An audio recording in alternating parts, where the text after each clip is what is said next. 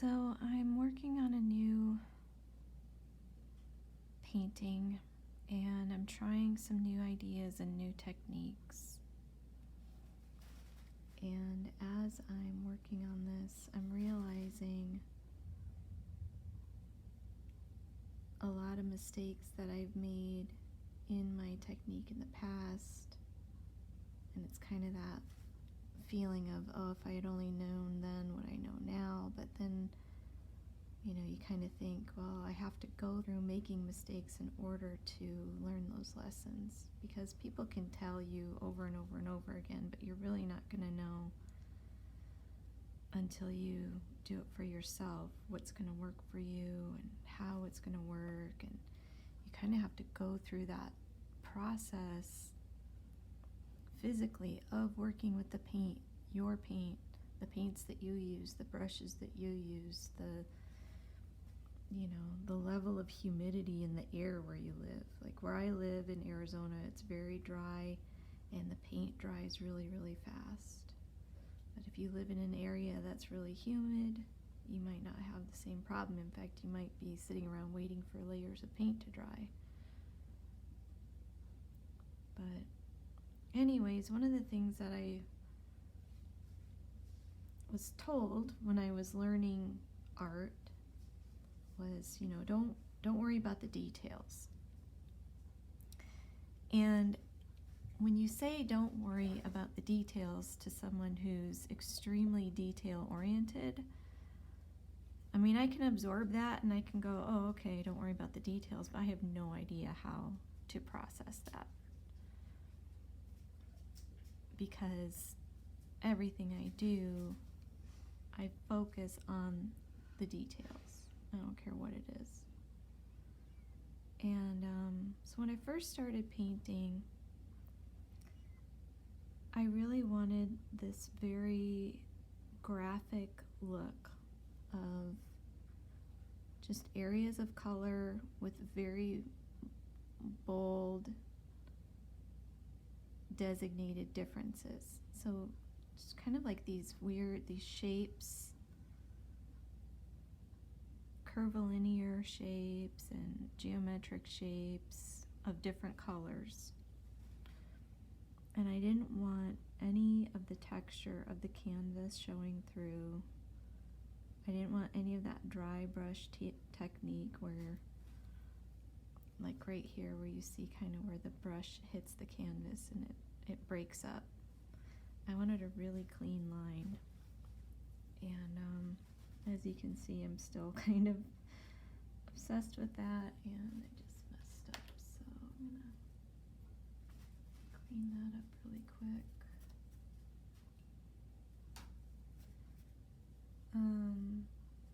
And it was really hard for me because I would try and lay these colors down. I would get exactly like this brush stroke that I just loved, and even though the colors are mainly solid, you get this little ridge of paint sometimes where your brush hit, and it just looks so perfect the way it is, and you don't want to smash it around or mess it up or mix the colors any more than they already are because you just love the way it looks. And so I would have those areas and I'd work around them because I was like, oh, I don't want to touch that brush stroke. I have to kind of paint around it so I don't mess it up. But in the meantime, you're messing up everything else around it because you're too afraid to touch it and go back over it. This brush is messed up. And so I would just get frustrated because, and then the other thing that I was dealing with was I would start out with a white canvas like you usually do, and I'd pick the perfect color for that area, and I'd start painting it, and when you put the paint down on a fresh white area of canvas, here I'll show you, like right here, and you start moving it around, you get these areas where you can see through to the white, and then you've got areas where the color is a little bit thicker, and it's the consistency that you want. But then you go back over the white areas, and then you mess up the areas around it, and you're just like, what am I doing wrong? It looks so messy. Well, what I found out after a while, and after making lots and lots and lots of mistakes, is that your first layer is just that. It's your first layer. You kind of have to cover up the white first with your base coat, and then you're going to go over that coat again, depending on what you're painting. If you have any, like if you're painting an image that's representational and you need to put in shadows and highlights and things like that, you're going to be going over it again and again with, you know, shades of darker or glazes or highlights and things like that. Your first layer is never going to be your final layer. And that's kind of what I notice when I see student work and artists that are just starting out. And because I did the exact same thing.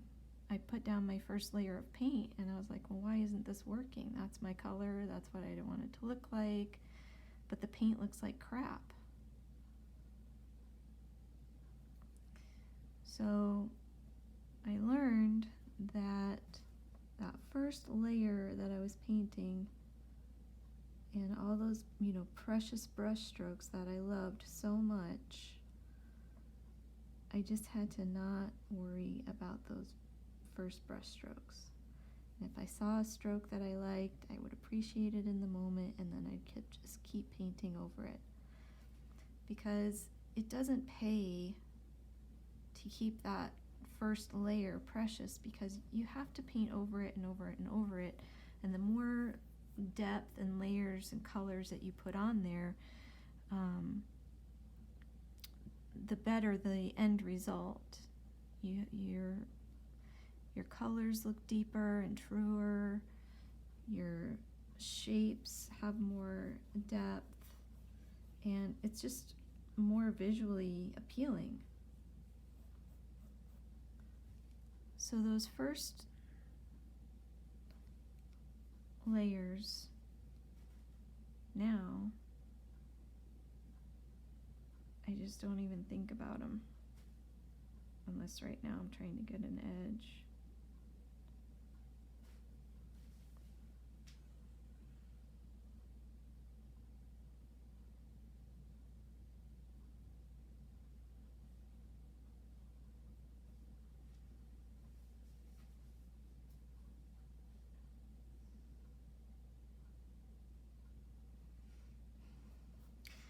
And this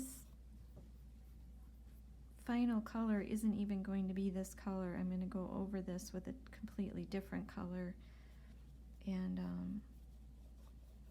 this lavender shade is going to set off the other color and kind of make it pop and make it brighter and give it more depth and character than it would if I just used it straight on white. So I just thought that was worth sharing. You know, in writing, there's a phrase called "kill your darlings," and it's attributed to a lot of different writers, but basically when a writer or an editor or a writing coach says to kill your darlings, what they mean is that first draft that you wrote that you absolutely fell in love with and made you want to turn this story or this idea into a book or whatever it is.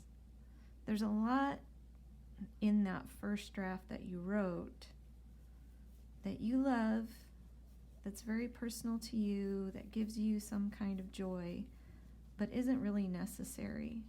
And to make any piece of writing or piece of content any good, and to make it really, really, really polished, it takes editing. And when you edit it down, and edit it and rework it and rewrite it, eventually you usually have to take out those very first things that just, you loved so much about this piece. And that's called killing your darlings. And it's actually not a mean thing to do, it's a good thing to do. It makes the piece better. And it's the same way that I found in art, you know. I always hated redrawing a drawing. Like if I messed up something, I would just leave it because I hated redrawing something. And I'd, stick to that first sketch like it was written in stone. And I just figured out eventually that that first sketch might be the basis of the idea, but it's not the final piece.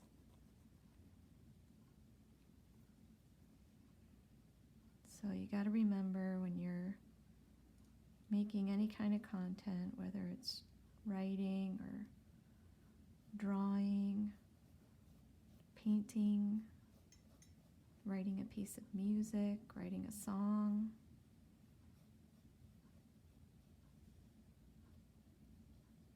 kill your darlings. And keep going, keep working at it, don't give up. And you're going to have those moments where you're going to crumple something and throw it in the garbage and say, I suck, I can't do this, I'm terrible. Because you're going to compare yourself to somebody else who seemingly had it so much easier and they had all the answers and somebody paved the way for them and they got this like or that like or the algorithm liked them, and so everything was so much easier for them. But what you didn't see was all those years and times when they were behind the scenes working their butt off and killing their darlings. You're going to make a lot of crap before you make anything that you really think, oh yeah, that's it, that's the good stuff. But just know that it's all that crap that's going to get you to the point that you want to be at. So keep making it, make a lot of garbage, experiment, make mistakes, learn stuff, learn from other people, take lessons, talk to other artists in your field.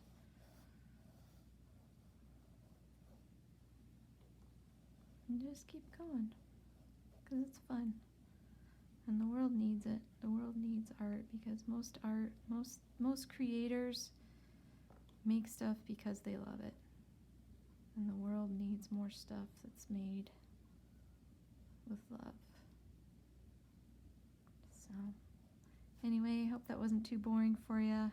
Hope you're having a good day wherever you're at, and thanks for watching. If you want to do me a favor, you can like and share my content.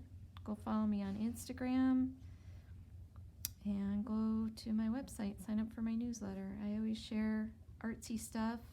I share some updates from myself, but I mostly share, other recommendations and things to look at. So, thanks a lot. Have a good one.